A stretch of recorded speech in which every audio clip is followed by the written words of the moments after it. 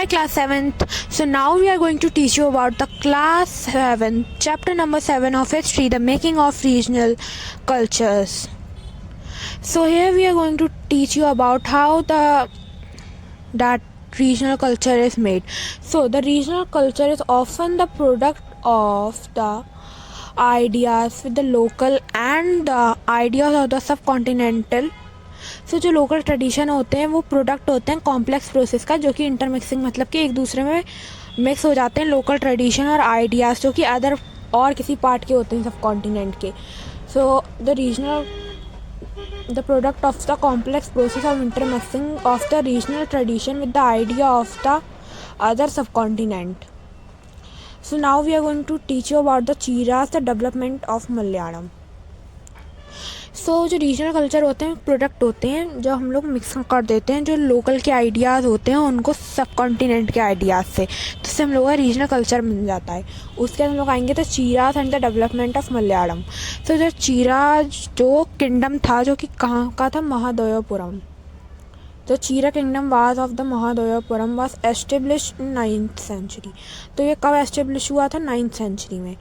ये south western part of the peninsula part of the present day of तो केरला, जो south west part था peninsula का उसमें जो केरला है वहाँ पर ये एस्टेब्लिश हुआ था 9th सेंचुरी में. द किंगडम ऑफ द चीरा ऑफ महादेवपुरम. सो जो मलयालम थी वो यहाँ पर बोली जाती थी. सो रूलर्स ने क्या किया, उन्होंने इंट्रोड्यूस करवाया था मलयालम लैंग्वेज और उसकी स्क्रिप्ट को इंस्क्रिप्शन में. इंस्क्रिप्शन क्या होते थे? इंस्क्रिप्शन हम लोग अपने वॉल्स पे या फिर जो हार्ड सरफेस होते थे वहाँ पर लिखते थे हिस्ट्री के बारे में जो वहाँ पर प्रेजेंट में हो रहा होता था. सो वहाँ पर सबसे पहले ये किसने इंट्रोडक्शन करवाया था? मलयालम लैंग्वेज और स्क्रिप्ट का किंग्स ने करवाया था. और the use of the regional language in the official, और जो यूज़ था रीजनल लैंग्वेज का वो ऑफिशियल रिकॉर्ड्स में यूज़ करा जाता था. उसके हम लोग आएंगे यहाँ पर. एट द सेम टाइम उसी टाइम पे क्या हुआ, चीरास ने क्या किया, संस्कृत के जो ट्रेडिशन थे वो भी उसमें मतलब उनको भी they try to take that tradition into the new language. So यहाँ पर जो फर्स्ट लिटरली वर्ड था वो मलयालम में कब डेट किया गया था? 12th सेंचुरी में. ठीक है, 12th सेंचुरी में फर्स्ट लिटरली वर्क जो था मलयालम का वो नोटेड डाउन किया गया था. उसके बाद हम लोगों का आता है जो कि कहाँ से लिया गया था, वो डायरेक्टली लिया गया था संस्कृत से.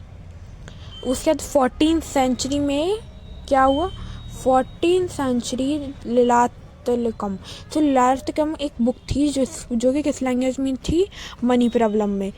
अब ये जो मनी प्रॉब्लम में लैंग्वेज थी ये जो लिलातकम का मतलब क्या था? Diamond and corals. और ये किसको रेफर करे गए थे? संस्कृत और रीजनल लैंग्वेज को.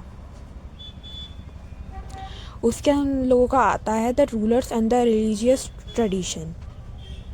जो जगन्नाथ कल्ट का मतलब होता है टेम्पल. यहाँ पर हम लोगों ने डीटी के लिए कहा गया है.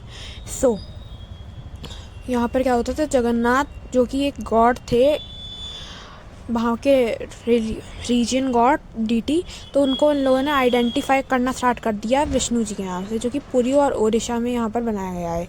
तो यहाँ पर एक जो डीटी थे उनकी एक वुडन इमेज रखी गई थी जो कि सजेस्ट द लोकल गॉड, जो कि लोकल गॉड थे. उसके बाद उनको आइडेंटिफाई करने लग गए वो लोग विष्णु जी के संग.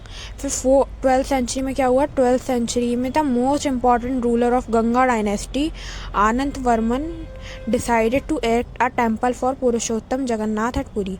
फिर क्या हुआ, फिर हम लोग का जो 12th सेंचुरी में था जो कि गंगा वैली में के सबसे इम्पॉर्टेंट किंग अनंत वर्मन ने क्या किया, उन्होंने सोचा कि that he will erect a temple for the deity. तो उसके बाद 1230 में क्या हुआ, किंग आनंद धीमा थर्ड ने क्या किया, उन्होंने डेडिकेट कर दिया हिज किंगडम टू डीटी और proclaim himself as a deputy of the god. तो उन्होंने क्या किया, उन्होंने किया कि ये जो मेरा किंगडम है वो गॉड को मैंने दे दिया है और अब मैं सिर्फ उनका एक असिस्टेंट हूँ.